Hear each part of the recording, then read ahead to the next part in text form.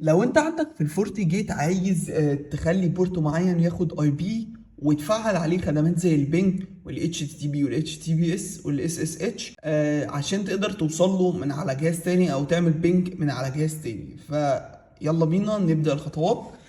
دي الداشبورد بتاعتنا. هنروح على الشمال خالص، هننزل على نتورك، بعد كده الانترفيسز، وبعد كده هننزل تحت شوية دي بورت 1 و 2 و 3 لحد بورت 9.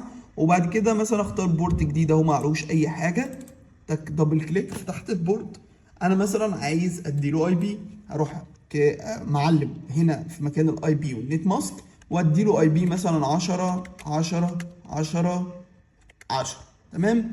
واروح مديله سلاش 24 نت ماسك بتاعه وافعل عليه خدمات ال HTTPS وال HTTP هي عملت صح، والبينج والاس اتش. لو انت بقى عايز تفعل الخدمات دي من خلال الباتي او كابل المانجمنت، يعني عايز كوماند تشغل فيه الكوماند لاين، او عايز سكريبت للكوماند لاين، فانا اسيب لك السكريبت تحت في الديسكريبشن. فما تنساش بس لايك وسبسكرايب.